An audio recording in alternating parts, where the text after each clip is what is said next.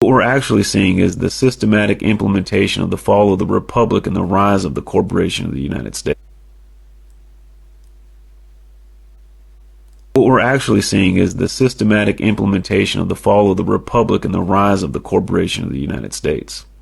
Every major event is a step in the ladder to achieve that end. COVID is just another rung in the ladder, which is why there's a deliberate mixing of all the wordplay, right? I mean, we should stop calling it, quarantine. That's a term designated for people that are verified sick. This is a house arrest mandated by the state. You should stop calling it, social distancing. There's nothing social about forced isolation.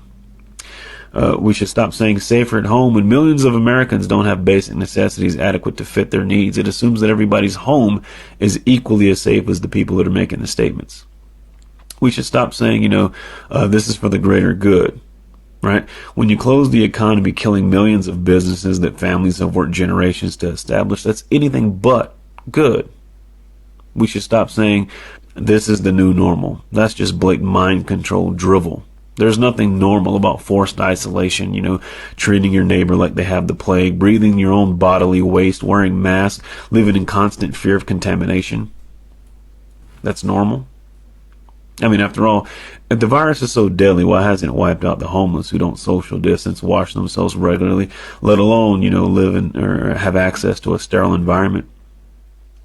Last year, 1.5 million people died of tuberculosis. Why were you not wearing a mask during the tuberculosis pandemic? You were endangering, public health and safety along with billions of other people around the globe. So why didn't you wear a mask? I'll tell you why. Because the mainstream media didn't tell you to wear a mask. Right? And so because though 1.5 million people died from tuberculosis, there was no tuberculosis pandemic any more than there's a coronavirus pandemic. What you're really participating in is a beta test for AI systems and facial recognition. See, these cameras work best when people are, distance apart. Now they're actually testing through machine learning how to recognize, a face that's partially covered. It's also a way to easily determine who's compliant and who's not. Who does the propaganda work on and who it doesn't? Now get this, there's some ironies that are here, right? A society that kills millions of babies a year for convenience has shut itself down to prevent adults from dying. People that on the one hand slaughter babies in the womb by the millions are now preaching to the masses about the sanctity of human life. It's double speak, double talk. It's the two doctrine policy. One for the initiated, one for the uninitiated. One for the inner circle, another for the masses.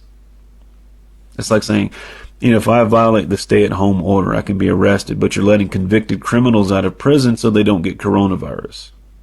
Thesis, antithesis, synthesis.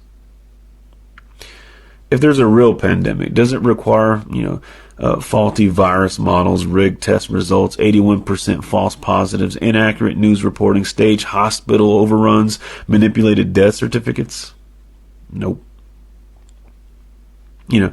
When the government shuts down, millions of small businesses, but doesn't lay off any government employees, it's not about the health. When the state bans dentists from practicing but deems it necessary for abortion clinics to stay open, it's not about your health. When the state prevents you from buying seeds for your garden but allows you to purchase lottery tickets, it's not about your health.